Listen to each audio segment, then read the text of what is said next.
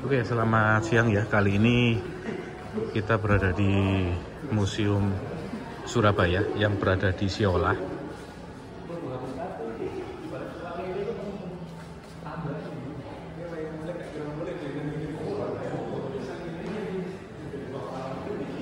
Ini bersama Om TP. Om, itu coba kita lihat lagi yang ini milestone-nya Kota Surabaya. Milestone-nya Kota Surabaya ini. Oh, ada periode-periodenya. Dari masa ke masa. Iya, dari masa ke masa. Milestone namanya. Oh, milestone. Ya, ini perjalanan prestasi masa Surabaya dari abad 10. Ini kemudian abad ke-10 itu adanya kerajaan apa, Om? Abad 10 itu yang menurut sejarawan adalah perpindahan Kerajaan Medang dari Jawa Tengah ke Jawa Timur, yaitu oleh raja yang namanya Pusindo. Kalau Erlangga itu? Oh belum, masih Pusindo, abad 10 tahun 900-an, Sindo memindahkan dari wilayah Medang Jawa Tengah ke wilayah Medang ke Jawa Timur yang diduga itu sekitar wilayah Malang. Karena prasasti Sindo itu ada di Malang yang namanya prasasti Turian. Okay. Yang Turian itu kan dari Turen. Nah, kemudian ini sudah abad ke sekitar 13-an ini ya. Abad 13 tahun 1200-an ini Raden Wijaya ini bertempur lawan Tartar yang bertempurnya ini secara spesifik tidak disebutkan, cuman akhirnya menjadi rujukan hari jadi Kota Surabaya. Tanggal 31 Mei. 31 Mei dianggap itu kemenangan Raden Wijaya mengusir Tartar. Nah ini hari 1 Mei diputuskan menjadi hari jadi Kota Surabaya. Sorry, ini kita flashback sebelum tahun 1293. Ini tahun 1275 Surabaya menjadi salah satu kekuasaan kerajaan Kertanegara. Ya. Pada tahun 1275. Ya, 1275 ini memang masa pemerintahnya raja terakhir Singosari yang bernama Kertanegara. Cuman kalau yang terkait pengampunan ini dirujukan dengan ini masih harus butuh kajian. Artinya begini, yang jelas Surabaya ini kan disebutkan pertama kali di Prasasti Canggu. Nama desa pelabuhan, desa pinggiran sungai atau desa. Kalau yang masalah Kertanegara ini harus disertakan sumber ini, menghubungkannya masa Kertanegara dengan wilayah ini.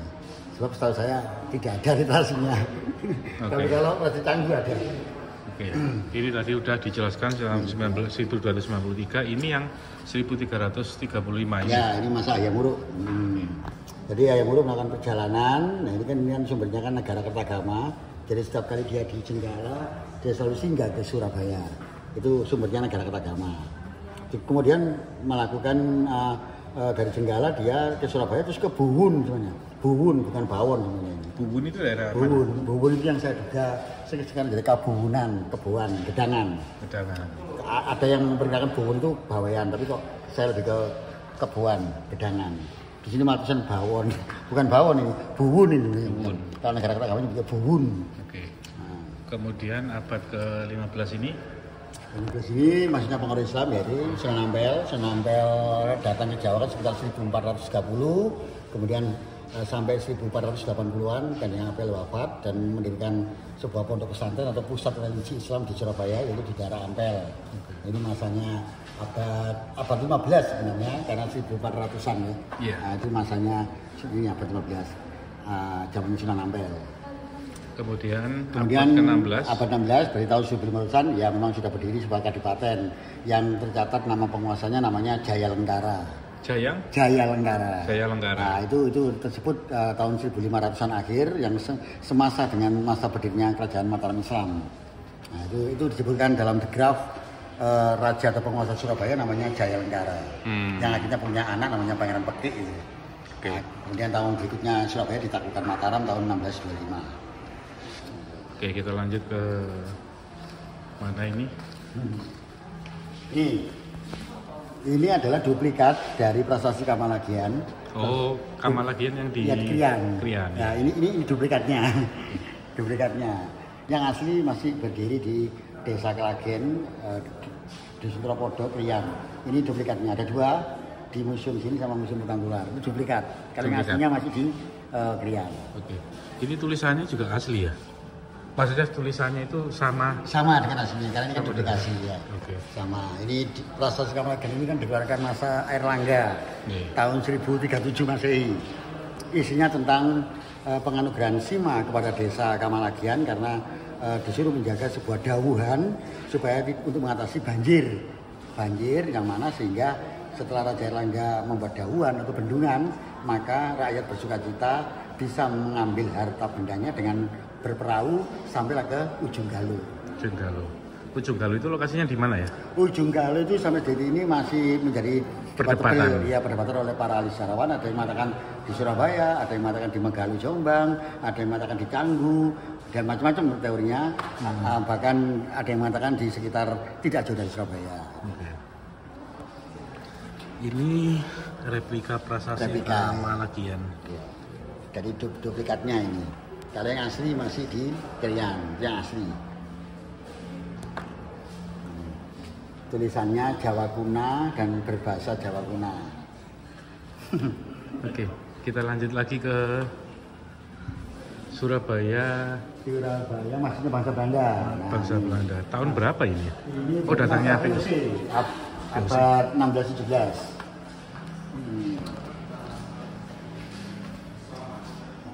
Ini kan juga VOC semua.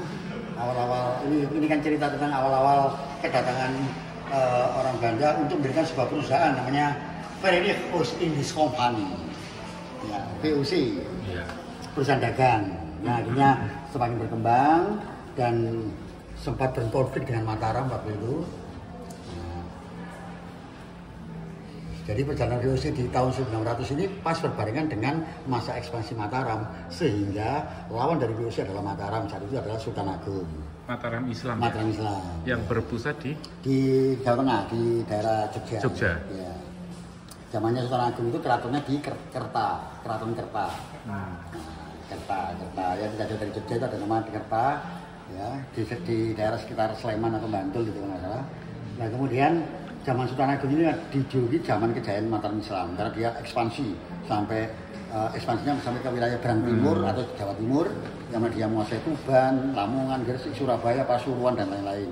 Bahkan Surabaya ditaklukkan oleh Mataram tahun 1625. Waktu itu rajanya Surabaya namanya Jaya Lenggara.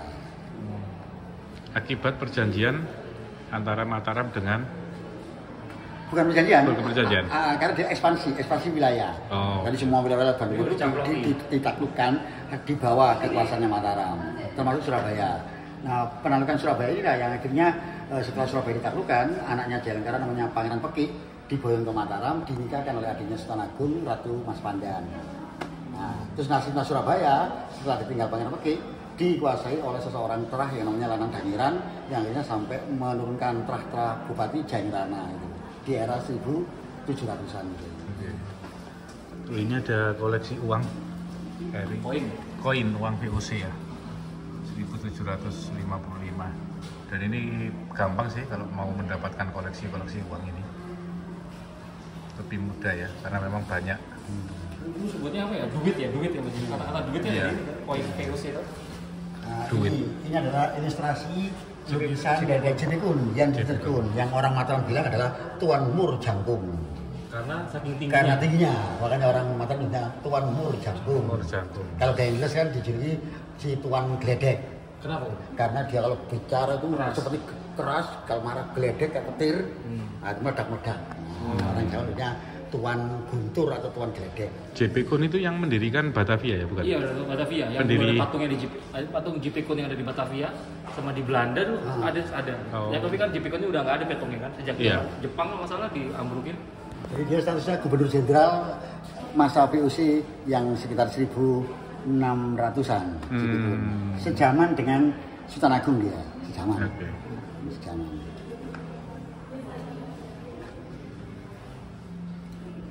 JP Kun itu yang melakukan genosida di Pulau Banda bukan sih?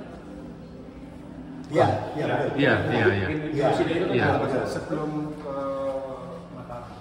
Iya. Oh iya. Sebelum dia ditempatkan di Jawa. Ya. Iya.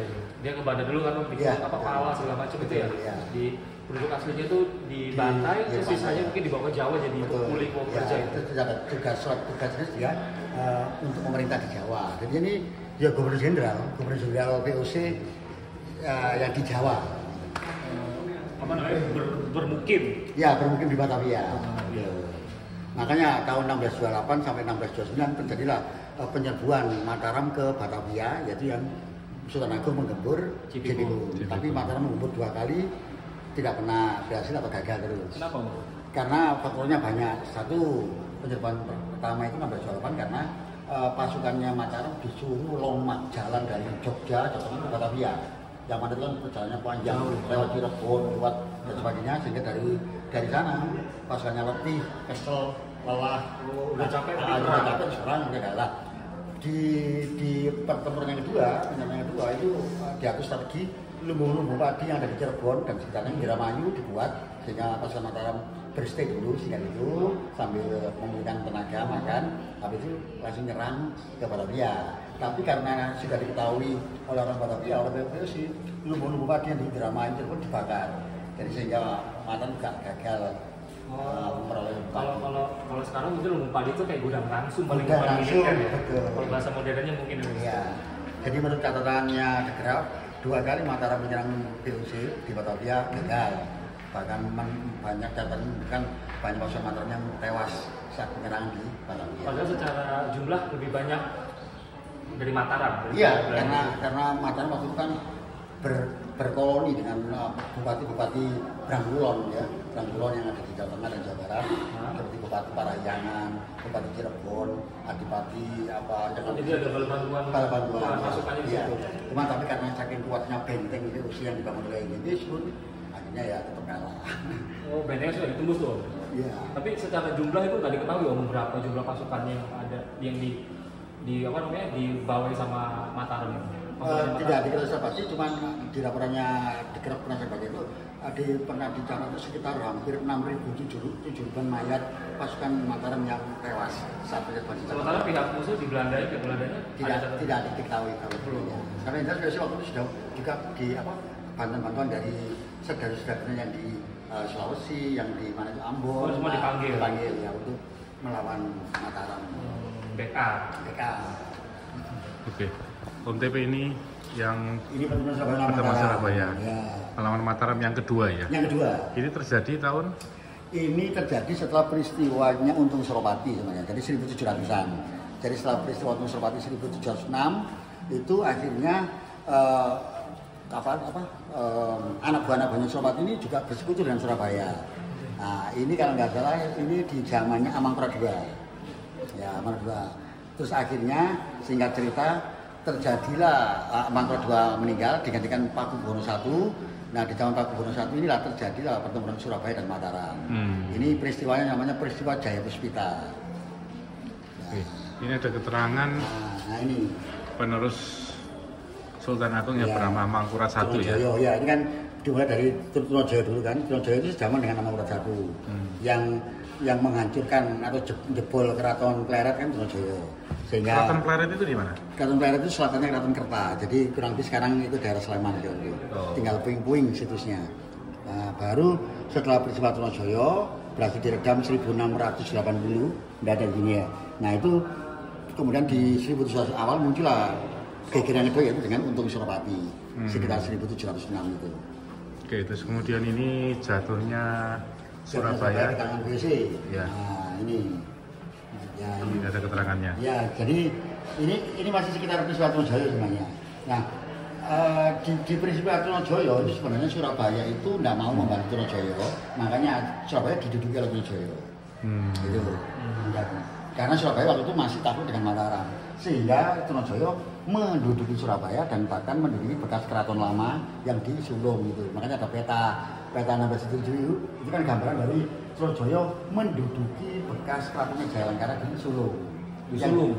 Sulung gubernuran. Jadi itu kan basis bekas keraton lama dibuat keratonnya si Trunojoyo karena Surabaya tidak mau membantu, akhirnya adipatinya diperkirakan ke Sidoarjo. Pendudukan keraton itu apakah itu bangunannya pakai bangunan nama era Jaya Lengkara? Apakah mereka bangun baru lagi? Bangunan Jaya Lengkara ceritanya juga dibangun beberapa bangun baru kayak Paseban yang oleh Trunojoyo. Itu ada di peta 1677. Oh, jadi ada perluasan di situ ya? Ya, perluasan itu. Nah, waktu itu Cornelis Spilman menduduki Ampel. Jadi base campnya si Spilman di Ampel, base campnya Trunojoyo di Gubernuran. Oh, nah, kan Gubernuran dengan Ampel kan dekat kan? Kepisah. Sungai aja. Itu digambarkan di Sumber Degraf gitu, pertempuran. Bahkan sebelum pertempuran ada negosiasi, Spilman mencoba negosiasi Trunojoyo agar tidak jadi pertempuran, tapi tetap Trunojoyo malah memilih bertempur. Dan akhirnya terjadi pertempuran besar antara gabungan VOC dan Mataram dan Trunojoyo. Akhirnya Trunojoyo semakin terdesak ke selatan sampai ke, makanya ada pertempuran Keper di Sidoarjo. Nah, akhirnya diserang terus mundur terus Trunojoyo sampai Malang terakhir di Kediri. Kalahin situ. Belum kalah sebenarnya. Dia masih menghimpun kekuatan lagi. Waktu itu kan Mataram belum jebol. Baru setelah di Kediri Trunojoyo ngikat Keraton Pleret. Nah, di Keraton Pleret itulah akhirnya jatuh, kemudian Trunojoyo kembali ke Kandangan, ke Kediri, akhirnya dibalas lagi sama VOC. Maju mundur lah. Mundur sampai akhirnya tahun 1680. Iya ini. Nah, ini ketangkap Trunojoyo ini oleh Kapiten Jongker. Kemudian sebenarnya mau ditawan sama VOC, tapi diminta oleh Mangkurat II dan akhirnya dieksekusi oleh Mangkurat II Trunojoyo. Kenapa dieksekusi sama Mangkurat II? Karena Mangkurat II dendam, karena yang ngancurkan keraton bapaknya kan Trunojoyo. Mangkurat II itu adalah ini plan ini. Dia awalnya memusuhi ayahnya Mangkurat I. Ini awalnya ya bolonya Trunojoyo. Tapi ketika bapaknya sudah meninggal, dia pelarian di Kedawangi Pati, dia merasa tahtanya turun ke dia, gantian dia yang memusuhi Trunojoyo. Pada awalnya ini teman ini. Sobat ya. Sobat. Untuk memusuhi ayahnya Mangkurat I sebenarnya. Wah. Jadi apa nih? Istilahnya main dua kaki Om? Ya, main dua kaki. Karena bapaknya sudah meninggal, akhirnya bapaknya mewariskan tahtanya ke dia, gantian dia yang menyerang Trunojoyo. Tapi Om, Mangkurat ini kan gelar raja kan Om? Bukan nama. Ada namanya Om? Ada. Saya lupa namanya, nama Gagobatinya ada ini, saya lupa ini. Dan bahkan Mangkurat II ini sebenarnya ini masa kecilnya di Surabaya ini. Ini yang menarik. Kenapa bisa? Karena ibunya Mangkurat II, itu adalah anaknya Pangeran Peti. Jadi Mangkurat II ini dari garis ibunya ini anaknya Pangeran Peti, penguasa Surabaya. Bapaknya Mangkurat I. Jadi makanya ada berita di Degraf itu Mangkurat II ini masa kecilnya sempat dibesarkan di Surabaya. Tapi sebelum itu Om, Degraf ini siapa Om? Kok bisa orang nama Belanda bisa jelasin itu siapa? Ya, Degraf itu memang sejarah Belanda yang dia lebih konsen ke sejarah masa Mataram dan dia banyak menukil dari catatan-catatan Belanda waktu itu ya, termasuk daerah catatan-catatan fungsi di era-era Mataram 1600-1700-an. Dia kira-kira sejarawan sejarah Belanda yang dia konsen di masa 1600-1700 masa Mataram. Jadi tulisan-tulisan beliau ini banyak dipakai sama orang-orang kita nih masa modern ini jadi sumber. Ya karena catatan Degraf sangat detail di masa-masa VOC tahun 1600 dan 1700-an. Bahkan sampai gambaran Keraton Pleret, gambaran Keraton Kerta, gambaran Keraton Kartasura, dia itu detail sekali karena waktu itu dia mengumpulkan semua laporan-laporannya dari VOC. Yang tulisan-tulisan VOC kayak Tuan Pasca itu ketika datang di Keraton Setelangkung itu kan mencatat. Nah, itu yang diterjemahkan oleh Degraf. Berarti Degraf ini punya buku? Iya, punya buku. Bukunya nama apa? Namanya apa bukunya? Macam-macam, ada Derester. Saya sendiri juga dia sebut Derester kan catatan VOC, catatan jurnal catatan VOC. Jadi orang VOC yang di sini mencatat untuk dilaporkan ke negaranya. Kan perusahaan. Jadi total beliau ada berapa buku karyanya? Karyanya banyak, tapi kisarannya tentang Mataram Islam. Konsepnya memang di situ aja, fokusnya di situ. Fokusnya di era 1600-1700. Itu Degraf. Hebat juga, tapi dari perspektif Belanda tulisannya dia. Ya, dan itu pun dari catatan. Kalau catatan lokal malah nggak nemu kita, nggak nemu.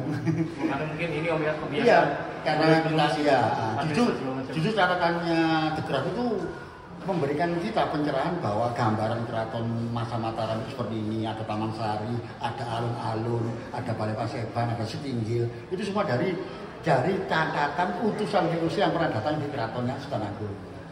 Bahkan digambarkan sosok Sultan Agung itu orangnya berkulit hitam, bengis, matanya tajam, tidak gampang percaya dengan utusan VOC itu digambarkan detail.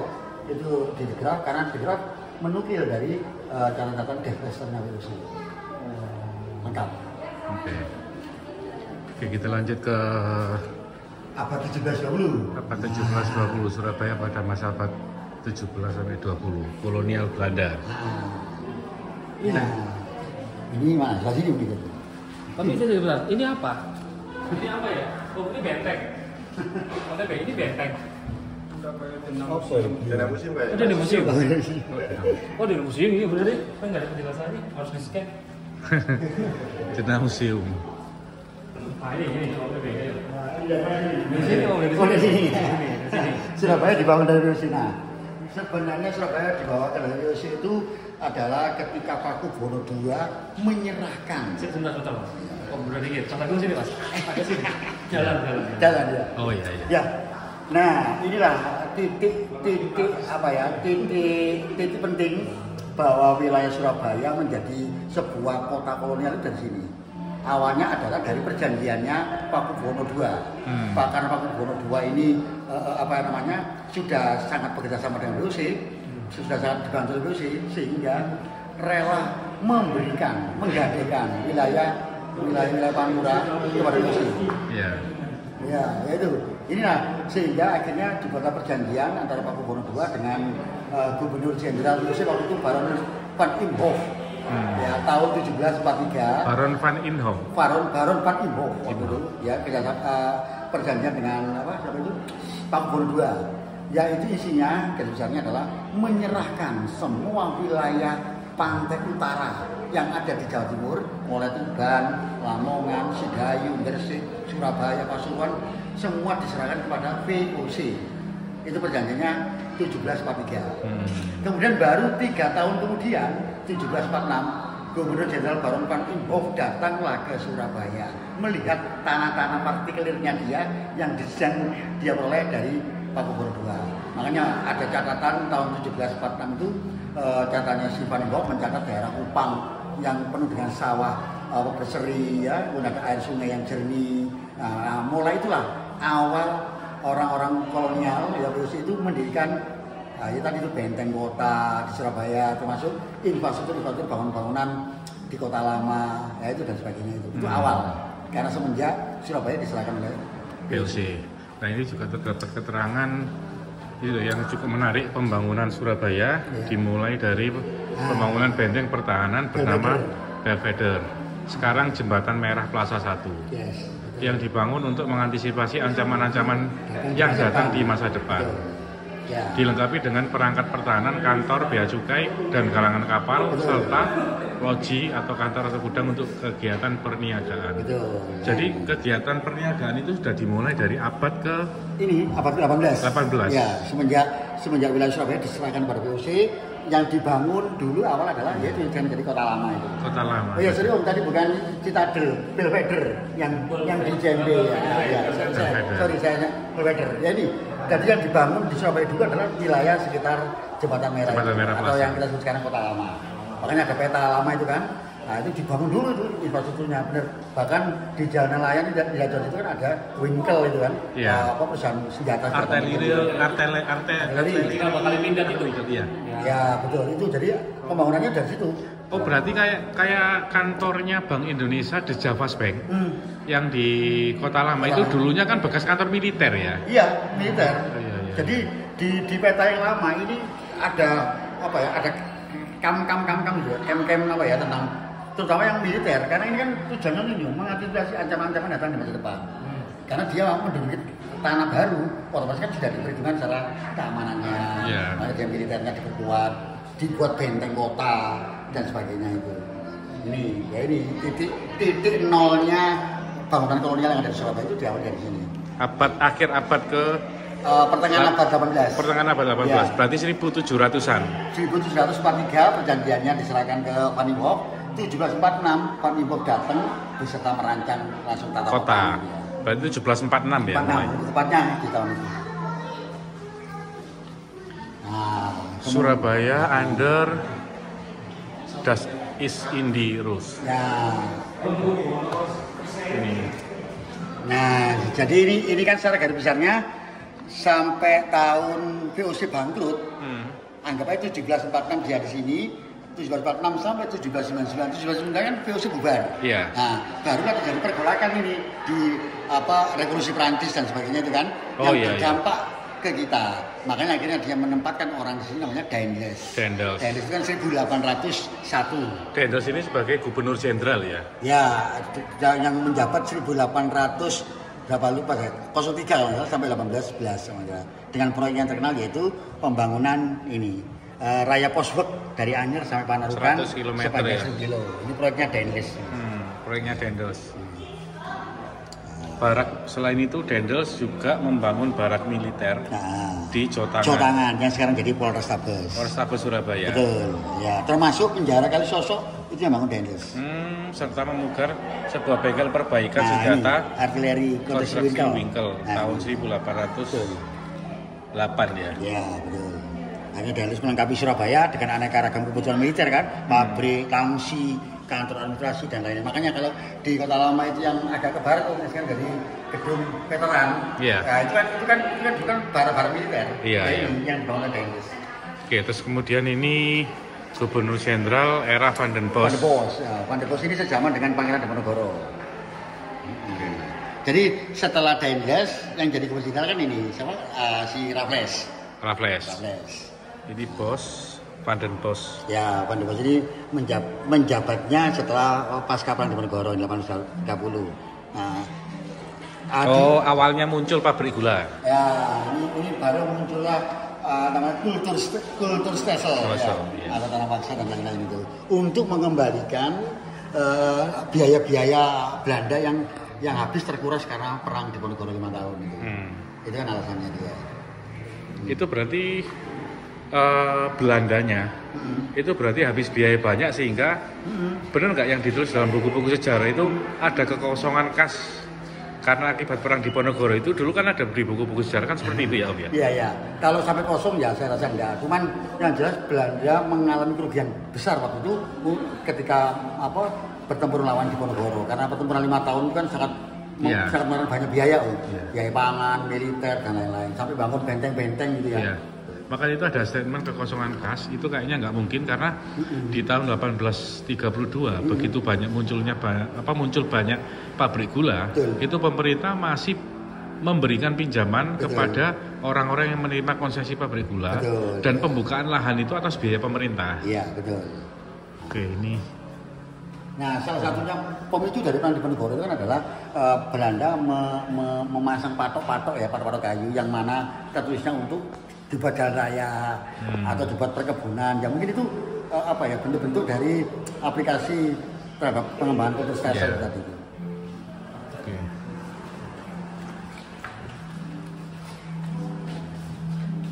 Kalau ini terkait pemukiman Eropa yang dari Surabaya yang tadi saya jelaskan dimulai dari kawasan Jembatan Merah atau Kota Lama, akhirnya kan melebar ke selatan loh. Pada akhirnya kan melebar sampai sampai Monokromo dan lain-lain itu sudah mengalami perkembangan.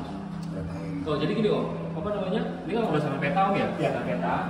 Surabaya kan dari utara ke selatan dan orientasi pembangunannya itu melipir sungai atau bersinggungan dengan sungai semua, mendekat ke sungai maksudnya? Sepertinya mendekat ke sungai, karena zaman dulu sungai itu kan transportasi. Iya, sama sumber kehidupan. Sumber kehidupan dan yang lebih tepat transportasi karena apa? Karena semua dari pelabuhan itu kan dari sungai. Sungainya itu mengarah ke pelabuhan. Jadi dia mendatangkan apa itu selalu dari pelabuhan. Nah ini kan diluruskan kan sejak Daendels ini proyeknya ini. Kalimas ya. Kanal ini ya. Kalimas ini ya.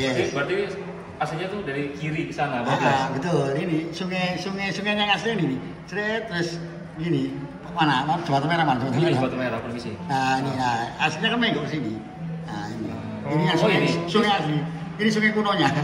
Nah, kalau ini sudah bentukan Daendels ini. Kalimas itu berarti sungai buatan ya? Kanal buatan. Sini ya kanal.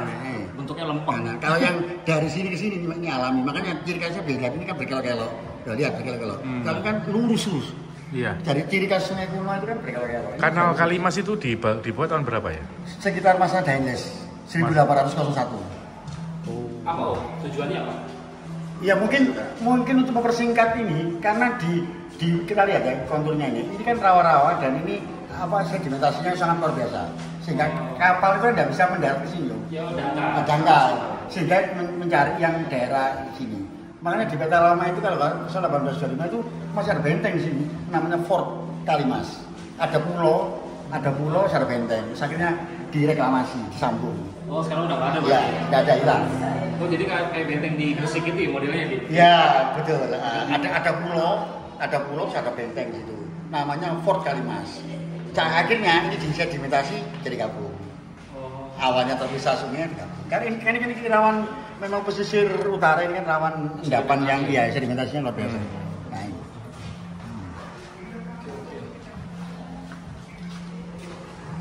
Ya itu perjalanan panjang Surabaya yang mulai berawal dari desa sampai jadi kota kolonial sampai jadi kota modern.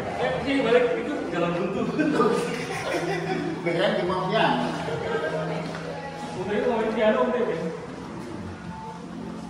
Ini ada kota atas. Ini sebenarnya senjata Mas Ginjar ini sama Mas Nanang karena ada kota atas, ada istilah kota atas, kota bawah. Sama kayak di Jakarta kan ada Benedikstad sama Wogenstad. Iya. Oh. Saya kurang murid lebih dalam. Mungkin yang dimaksud kota atas itu ya tadi yang sekitar kota lama. Iya. Yang bawah itu perkembangannya. Makanya ini wilayah Darmo dan sebagainya. Yang kan selatan kan nama kota pengembangan dari kota lama. Wogenstad kota atas sama Benedikstad kota bawah. Makanya Wonokromo itu kan batasnya yang istilahnya Jaba Kota, Jaba Kuto. Aslinya ini ya Benedikstad atau ini bukan Power City tapi downtown. Iya. Bukan Power City. Iya. Power City. Iya, lo Aku nggak ngerti paling pakai Google Translate lah ya. Iya. Ini downtown ini aslinya uptown. Ini Upper City. Upper City ya ini Google Translate. Uptown sama downtown, ya benar. Ini Mas Agung ngerti nggak? Wah, ini masalah infrastruktur. Wah, ini Mas Agung ini. Wah, ada ANIM, ada gas, NIGM. Iya, yang ini ITC. Iya. Ini ITC nih. NIGM, gas maskapai. ITC. Iya, ITC Surabaya. Oh, semua itu ya? Kita mengurus listrik pada tahun 1897. Oh, awalnya 1997 ya. Ini adalah ANIM. NIM. Oh, masih NIM. Belum masih ada AGM ininya. AGM ini kan Beda. ANIM sama NIM itu beda. Oh, beda ya? Beda. Tapi pionirnya NIM. Pionirnya NIM. 1897 NIM dulu. Kebetulan listrik ini cukup menyebar di Pulau Jawa mendorong pembagian wewenang listrik. Jika ini kami bertanggung jawab untuk wilayah Batavia, untuk wilayah Batavia memang benar. ANIM itu di Jawa Tengah dan Jawa Timur benar. Pada saat pendirian ANIM itu ada 4 konsesi, itu di Semarang, ke Surabaya, Pasuruan sama Malang. Setelah itu dikembangkan ke Solo sama Jogja. Jadi terdapat 3 perusahaan pembangkit listrik yang berada di Ngagel, Semampir, Tanjung Perak. Ngagel itu ada diesel, pernah ada diesel. Oh, PLTD gitu. PLTD. Semampir PLTU, Tanjung Perak ini kayaknya nggak ada Tanjung Perak ini. Mungkin yang adanya di Gemblongan, diesel. Ini Tanjung Perak itu kurang. Berarti Tanjung Perak ini ada tandanya ini, gimana ini? Harusnya. Iya. Tanjung Perak itu nggak pernah dengar ada pembangkit. Semampir ya PLTU. Ngagel sekarang sudah mana? Kira-kira? Udah nggak ada kayaknya. Kira-kira di sekitaran kawasan industri Ngagel. Oh, NP berat itu ya? Iya, sekitaran situ. Tapi itu pun di tahun sebelum pendudukan Jepang. Jadi bagian Mas Nafi. Iya. Oke, nah ini Mas kan ada 3 foto nih yang ada tram dan kereta api lah berbau-bau itu ya. Nah jadi sini, ini kita lihat ini bangunannya fotonya ini, tapi penjelasannya ini stasiunnya Sudotopo Surabaya pada tahun 1885. Ini sebenarnya kurang tepat Mas. Jadi foto ini Mas, foto ini tuh bisa kita lihat di yang ini Mas. Iya. Foto ini itu bisa kita lihat di bukunya Von Faber yang Out Surabaya. Oh iya.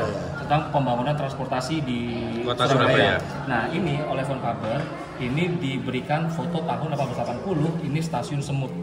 Yang diresmikan oleh SS pada tanggal 16 Mei 1878. Jadi ini ground zero-nya SS di Jawa Timur, dari sini dimulainya. Bahkan peresmian jalurnya juga Gubernur Jenderal Hindia Belanda bernama Van Lansberger atau Lansberg ya, itu yang meresmikan itu di sini Mas, ngasih pidato segala macam, kemudian naik kereta perayaan itu sampai ke Pasuruan dengan berhenti sementara di Porong karena ditunggu sama residen Pasuruan kalau nggak salah waktu itu, jadi naiknya bareng-bareng ke sana. Nah, ini yang menarik lagi dari yang ini, dari foto ini, dari bagian ini, itu yang masih awet dan tersisa itu cuman kanopinya aja yang sekarang ada di Jombang. Oke, nah Jombang, stasiun Jombang ya? Jombang, yang masih aktif sampai sekarang. Sementara bangunan ini itu sudah dibongkar di akhir 1890-an Mas, karena digantikan stasiun Semut yang lama dan tadi kutip yang sekarang itu baru direnovasi sejak tahun 1899. Jadi sudah diganti bangunannya ini. Iya, dibongkar, dibangun timurnya lagi ya? Ya, lebih ke timur. 150 meteran lah. Nah, jadi begitu. Nah, ini bangunan sudah nggak ada, dibongkar setelah memang ada perluasan di bangunan bagian sayap kanan dan kiri Mas. Di tahun 1884 kalau saya ingat itu dibangun perluasan di bagian sayapnya. Ini sudah nggak ada lagi. Dulu ada bengkelnya, ada deponya di sini, di area stasiun Semut. Nah, ya jadi ini pun salah keterangan ya, Pak ya? Nah, salah keterangan. Yang mengenai revisi untuk keterangan fotonya. Untuk lainnya sih oke lah ya. Tapi yang ini Sidotopo nggak ada stasiunnya. Stasiun Sidotopo itu baru ada sejak dibuka di tahun 1926. Sidotopo itu baru ada bersama dengan peresmian viaduk ya. Iya. Oke, jadi itu. Nah, kalau ini kan udah kalau stasiun ini Mas, stasiun ini yang masih ada arsitekturnya mirip-mirip atau ada di stasiun Pasuruan. Walaupun lebih kecil sekarang daripada stasiun Surabaya Semut yang ini. Oke, segini lagi Mas. Ini sebenarnya ini ada yang tidak tepat Mas dari sebelah sini. Oke, ini yang sebelah sini kita lewatin aja. Tapi yang di bagian sini nih yang agak rancu ya untuk orang-orang yang kepengaruh kereta api kayak saya. Ini SS kemudian membangun Jawa di Kediri, dan Batavia yang juga dibangun oleh perusahaan yang juga dibantu oleh NISM. Sebenarnya nih konteksnya di Batavia ya itu bukan pure SS, ini pure NISM. Karena mereka bangun itu jalur itu dari Batavia ke Buitenzorg atau sekarang Jakarta Bogor. Yang kemudian dibeli SS di tahun 1910-1911 pada saat itu. Di tahun 1912 lah itu dibeli jalurnya. Makanya kemudian ada elektrifikasi itu di era SS, KRS segala macam itu eranya SS. Lalu kita berlanjut lagi ke kalimat sebelumnya. Sementara itu pembangunan jalur tram dimulai pada tahun 1881 yang dikopori oleh dua orang Eropa yang tinggal di Surabaya bernama Slater dan Van Rinsum. Ini nama ini Mas, ini pernah aku baca, ini hanya sebagai dua orang yang mengajukan konsesi, tapi tidak dieksekusi karena ditolak pemerintah.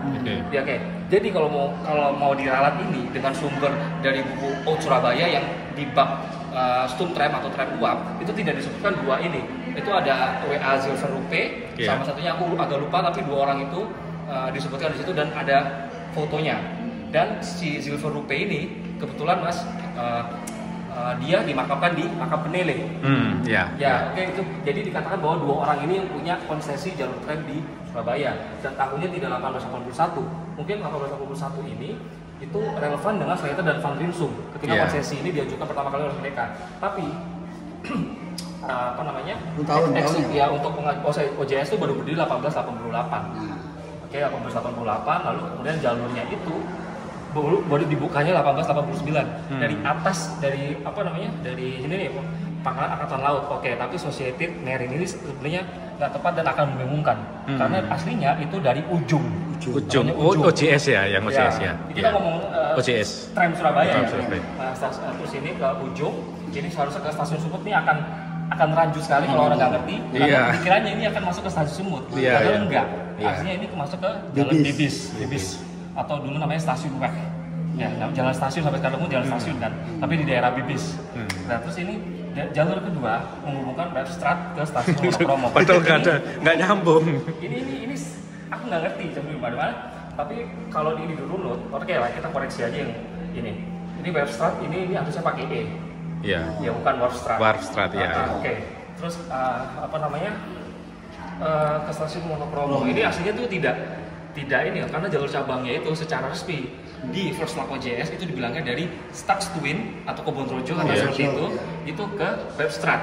Jadi itu Webstrat. Terus kan jalan apa? Jalan Kasuari tadi, yang tadi. Oke, udah anggap aja aslinya sih jalur kedua tuh sampai 1890 tuh sampai Karangpilang atau di era OJS namanya sepanjang OJS stasiun itu, ya kan. Terus kalau mau ngomong lagi kedua tuh ya, nih sekarang ini. OJS. Perusahaan lain yang mendapat konsesi izin untuk membangun tram adalah Java Supply Maskapai. Oke. Terus OJS kemudian membangun tram daerah di Jawa Timur yang membentang dari Mojokerto ke Ngoro. Ini betul, tapi nggak ngerti kenapa ini tidak dikasih tahun ya, Mas. Padahal kalau mengacu lagi oleh tulisannya Von Faber di bukunya dia Out Surabaya itu dijelaskan bahwa oleh Presiden Surabaya Tuan Krusen ya. Krusen ya, jadi Krusen Pak, iya, Krusen. Tuan Krusen itu Presiden Surabaya itu dia itu diceritakan bahwa dia meletakkan batu pertama itu oleh beliau secara simbolik di Mojokerto. Jadi 3 bulan atau 2 bulan sebelum proyek dimulai di Surabaya, malah Mojokerto dulu yang dibangun. Itu di bulan Juni 1888 sih Mas. Nah, jadi sebenarnya ini bukan ya agak kenapa nggak dikasih tahun gitu. Agak rancu ya. Agak rancu dan juga tidak jelas. Harusnya Museum Surabaya itu harusnya lengkap Mas. Iya. Termasuk ini ya Mas, stasiun monokromo ini monokromo. Iya, harusnya sini stasiun maksud itu harus ditambahin kota lah biar relevan. Iya. Orang tuh diambil dari jalur semut ke monokromo kan sekarang rancu. Jalurnya kan memang masih ada ya, tapi nanti orang ngiranya ke jalur itu bukan jalur perkotaan. Perkotaan ya. Gitu. Nah, ini jalur-jalur ini yang membentang di Mojokerto Ngoro dilanjutkan dengan sepanjang monokromo. Padahal sepanjang monokromo ini sudah ada sejak 1890. Itu seksi terakhir dari pembangunannya dimulai sejak 1889 dibukanya itu. Nah, terus baru ke Krian itu 1898. 1897 seperti itu. Jadi ya ini deh. Perlu banyak yang dikoreksi Om ya. Terus ini membuat simbol-simbol pergerakan ekonomi di Surabaya yakni di daerah penghasil ke pusat perdagangan dan juga pelabuhan. Sebenarnya sih ini simbol-simbol pergerakan ekonomi bukan ekonominya, tapi mobilitas manusia. Karena jalur ini itu sama sekali kecuali Mojokerto Ngoro ya, itu tidak untuk kepentingan perkebunan atau industri. Kan mobilitas penumpang aja. Penumpang tram ya. Karena gini, dalam lebih lanjut ke pelabuhan ini di tahun 1897 itu pernah ada kajiannya Mas, bahwa memang harus ada layanan transportasi massal dari pelabuhan ke wilayah Surabaya hingga keluar ke sisi selatan. Itu kenapa? Karena pernah tak singgung juga mungkin beberapa waktu lalu, karena kuli-kuli itu mereka tuh bermalamnya di pelabuhan ya. Secara kondisi lingkungannya itu memang tidak higienis dan gampang sakit. Gampang kena virus ya. Jadi memang ya kalau bisa ya sampai pagi sore harus pulang di rumah gitu kan. Jadi ya gitu. Kenapa mereka tidak pulang? Karena jaraknya terlalu jauh dan transportasinya nggak ada. Jadi sih kayak gitu sih. Jadi sebenarnya ini tidak tepat ya. Harusnya gimana ya menjelaskannya ya, sesuatu yang kompleks tentang sejarah kereta api di Surabaya itu ini tuh masih kurang banget dan tidak mewakili semuanya. Tidak bisa dirangkum kayak gitu. Malah semakin membingungkan ya nantinya. Ini Majali. Ya di sini. Ini ada kecelakaan kereta ya? Iya, ini di ujung Om. Di ujung nih, jadi di bom Jepang di daerah ujung masalah. Kereta api tergelincir akibat serangan dari Jepang di Surabaya. Iya, ini di ujung Om. Ini keretanya OJS ini di ujung di bom. Di bom Jepang ya? Iya, jadi dari pesawat. Tahun 42 ya Jepang. Di Jepang. Dari Jepang waktu itu. Ini ada di buku ini Mas. Ada di buku Jan de Bruin yang peperangan kereta api selama masa peperangan. Iya, ini ada di buku ini, tapi kalau ini sih kayaknya dari situs Indie Gangers atau Bill Peng ya. Nah, kalau mau cari foto ini ya, yang kondisi bagus. Ini transportasi di Surabaya ini. Keren. Oh, mantap ini. Ini Mas, bus OJS. Bus OJS. Jadi ini di Kebon Rojo, ini kantor pos ya. Iya. Ini bus OJS. Ini sebenarnya armadanya busnya itu sudah dimulai sejak tahun akhir 1920-an Mas. Ya kan ada trayek, ini nomornya 6, ini nomor trayek sebenarnya lane ya kan. Jadi tram itu kan lane-nya 1 sampai 4. Kemudian 5, 6, 7 dan 8 itu turunannya dari tram itu. Jadi dikasih lane selanjutnya setelah tram listrik. Bahkan bukan hanya di kota Surabaya aja, layanan bisnya, tapi juga ada di daerah Mojokerto hingga ke Jombang pada saat itu. Tapi kemudian layanan bis ini sudah dimatikan di era Malaysia di tahun 1933. Oh, oke. Oke, ini layanan bis.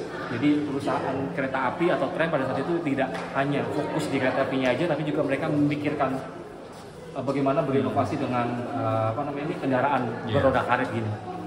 Jadi gitu. Apalagi nih yang bisa digali di sini? Nggak ada lagi. Perkembangan transportasi ini jadi masuk ke masa ya. Mengenal Surabaya. Nah ini mas, transportasi mobil baru masuk di Surabaya pada tahun 1900-an. Kalau ini kita mengacu lagi di bukunya Von Faber yang tak baca, jadi pertama kali mobil yang dipunyai oleh Surabaya itu oleh Adrian Stop, pemilik pendiri DPM ya. Deutsche Petroleum Maskapai itu kalau nggak salah dia punya mobil sejak 1897 ya. Yeah. Nah dikatakan di era itu sampai awal 1900 di Surabaya itu baru ada 6 mobil yang punya. Jadi platnya itu L 123456 dan sejak tahun 1900 itu baru ada dilakukan SIM.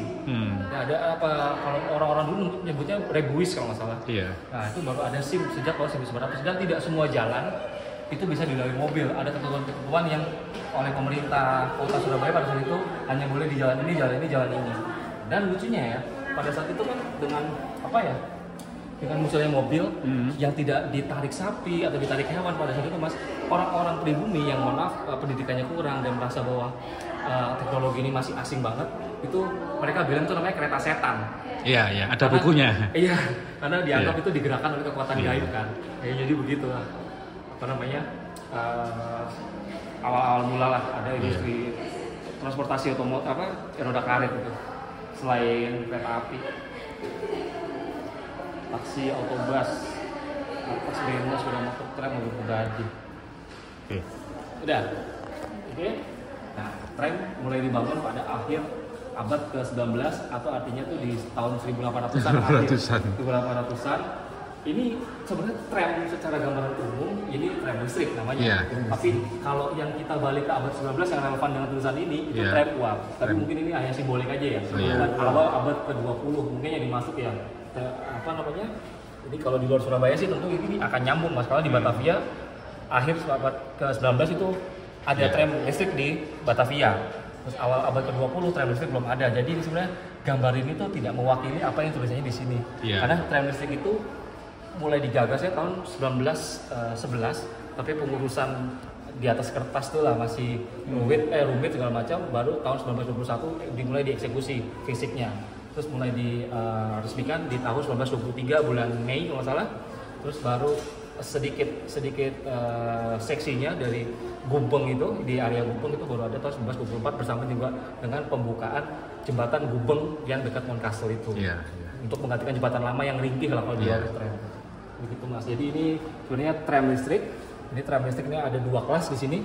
Jadi kalau misalkan yang naik itu ada orang Belanda untuk kelas 1, kelas 2 untuk Asia Timur, bahkan orang pribumi itu bisa masuk sini karena tram listrik ini dominan masuk ke wilayah pemukiman elit Belanda seperti di Gubeng, Darmo, lalu juga bagian-bagian perkantoran Belanda yang tentunya orang-orang pribumi kan tidak di situ kan. Makanya banyak sekali orang-orang pribumi itu yang naik tram uap karena mereka berasal dari pinggiran kota. Tentunya mereka rumahnya kan di pelosok, lebih pelosok, bukan di area kota Surabaya pada saat itu. Jadi ini aslinya siluet ini menggambarkan tram listrik yang dibuat oleh Hannover pabrik dari Jerman. Ya ini mulai dipesannya itu pertengahan 1921. Ya kan, terus baru mulai diuji coba itu di awal-awal tahun 1923 ya, atau percobaan pertama resminya sih dicatat tanggal 27 April 1923, tapi sebelum itu sudah ada uji coba internal di sekitar lingkup di Sawahan. Bahkan untuk resmi uji cobanya ini di sekitaran Sawahan itu mereka mempersilahkan anak-anak panti asuhan Don Bosco untuk naik tram listrik pada saat itu. Jadi ya ini, nah ini sini ada detailnya mas, ada siluet ini, ada detailnya. Jadi ini yang pintunya cuma 1 ini untuk kelas 1. Jadi yang pintunya 2 ini kelas 2 karena secara jumlah itu juga kelas 2 lebih banyak daripada kelas 1. Jadi kelas 1 mungkin tidak secara detailnya tuh mungkin beda, tapi fasilitasnya kurang lebih sama aja. Nah jauh beda, hanya kan perbedaan ini kan dibedakan karena rasial itu kan, orang kulit putih dan bangsa Cina. Harusnya ini bisa didetailkan ya Mas ya? Apa? Sayang. Harusnya ini kan bisa lebih didetailkan. Iya, sekarang gini Mas, ini becak oke lah, ini tradisional yang ini. Kenapa tidak ada tramnya? Tidak ada tramnya karena kota di Hindia Belanda yang punya tram listrik itu hanya Surabaya dan Batavia. Oke. Yang terakhir punya tram listrik itu kita sejak tahun 1923 itu sudah ada tram listrik kan di sini, dan itu bentuknya paling modern dan lebih bagus kalau kita compare dari tram Batavia kan, tram listrik Batavia. Jadi setidaknya miniatur. Ada miniaturnya mungkin, atau mungkin ada peninggalan tram listrik yang seenggaknya tuh bisa ditaruh. Cagaknya banyak loh. Caga listriknya itu. Tram listrik kenapa kok dibawa ke sini? Bahkan kita pun sudah pernah mengusulkan ke TACB Surabaya. Tapi belum ada tindak lanjutnya. Iya. Jadi gitu. Jadi agak rumit juga kalau ngomong konservasi. Iya. Karena ini bentuk kecintaan kita terhadap kota Surabaya. Surabaya kan kota maju, transportasinya juga maju dong pastinya tuh. Lihat aja Jakarta kotanya besar, ada MRT, ada LRT. Loko uang. Loko mobil. Nanti kita bahas di sana. Oh iya. Loko mobil. Loko mobil. Fungsinya untuk ini. Ada lagi Mas? Ada nih, menarik nih. Ini kan di bagian Soekarno dan Surabaya. Jadi Soekarno dan Surabaya. Ya, kita ada di bagian Soekarno dan Surabaya. Jadi di sini ada penjelasan Soekarno kembali ke Surabaya untuk menghidupi keluarganya dan keluarga host Cokroaminoto ini apa nih Mas? Mertuanya dalam bekerja di Stasiun Semut. Ini jabatannya pada waktu itu sebagai juru tulis kelas 1. Jadi beliau di bukunya yang ditulis oleh Cindy Adam itu, dia bilang katanya pekerja job desk-nya itu kalau ada pedagang datang bawa pikulan atau apa segala macam, dia mencatat jumlah-jumlah yang beratnya itu loh Mas di stasiun Semut. Tapi ya Mas, secara spesifik di buku Cindy Adam itu memang tidak dijelaskan di stasiun mana di beliau itu bekerja, apakah itu di Semut atau di Gubeng. Makanya tidak, karena kalau kita searching aja, kita googling Soekarno pernah kerja di stasiun, pasti ada yang bilang versinya ada yang di Gubeng, ada yang di Semut. Karena tidak spesifik beliau itu di buku biografi yang ditulis oleh Cindy Adam itu ditulis tidak spesifik atau di Semut ada di Gubeng. Tapi kalau kita pikir ini kasarnya ya Mas, ini Utapi Gato aja lah. Yang paling berdasarkan clue-nya dia, kalau itu tempat pertemuannya kereta dari Solo, dari Jogja, segala macam, dari Malang, segala macam, itu ketemunya lebih banyak dan fokusnya di Stasiun Semut. Karena pada saat itu Stasiun Semut itu kan jadi stasiun terminus kan, pusatnya lah, segala macam. Apalagi tahun 1920-an kan lagi padat-padatnya. Terus juga dia ngomong adanya pedagang ini kan tentu dari pasar-pasar yang ada di sekitaran Surabaya Utara, contohnya kayak dari mana, Pasar Panggung yang dekat segala macam. Nah kalau di Gubeng nggak ada pasarnya pada saat itu. Tahun 1920-an kan udah jadi pembukaan Belanda. Kan? Itu kalau ditinjau dari beberapa faktor di luar yang ada dari buku Cindy Adam ya. Apa sih, Penyambung Lidah Rakyat ya judulnya? Yang covernya warnanya merah. Benar. Jadi ya ini tahunnya 1921 lah, beliau itu cuti dulu balik ya kan dari teknis Hook School ke Bandung, ITB ya. Masalahnya Pak Cokro itu 7 bulan kan? 7 bulan, jadi Bung Karno itu nggak genap setahun juga, berarti ya mungkin 7 bulan atau mungkin lebih sedikit 8 bulan, baru dia balik ke Bandung lagi.